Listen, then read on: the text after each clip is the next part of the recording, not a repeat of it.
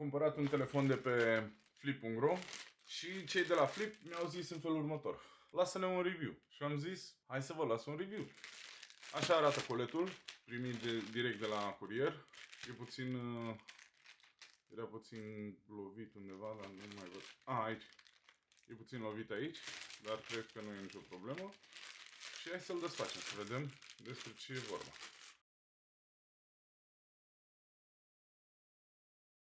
Și ăsta este ambalajul lor, presupun. Da, un pic mai dificil de deschis. Dar veritabil.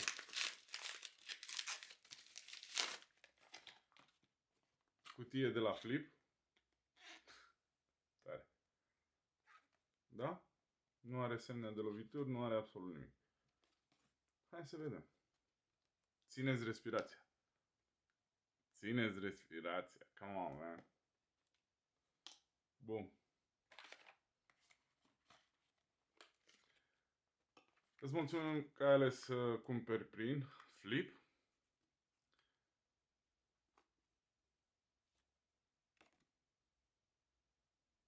Certificat de calitate. Fain. Un sticker de la Flip. O cheiță pentru SIM. Și telefonul în sine. Asta a fost tot. Aici în cutie. Punem deoparte. Și ne uităm la telefon. Hai să vedem. Sper că se vede. Are mici urme de zgârieturi. Zgârieturi fine. Și pe față și pe spate.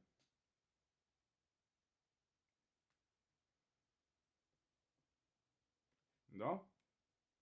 Nu agresiv, deci să nu vă imaginați că este agresiv.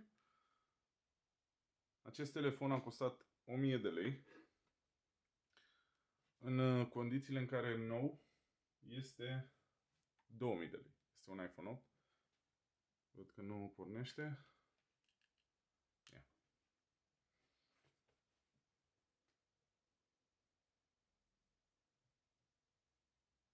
Hop!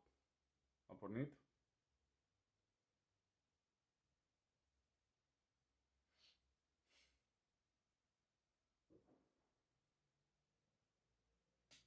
E puțin lovit aici. Sper că se vede. Dar este un telefon la mâna a doua. Da? Avea și baterie.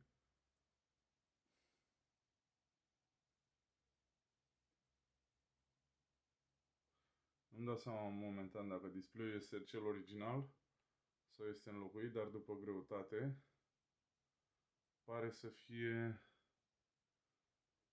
cel original.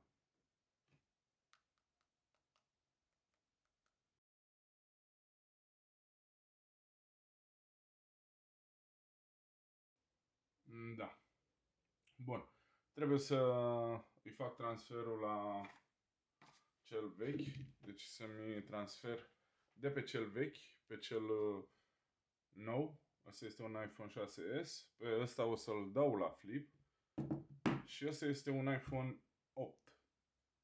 Da?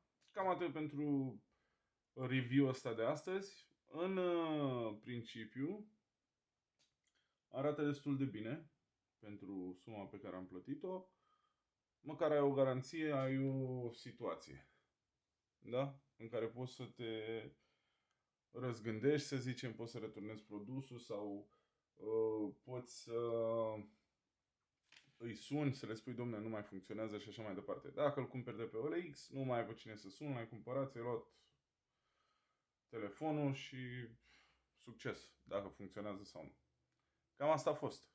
Cam asta a fost review.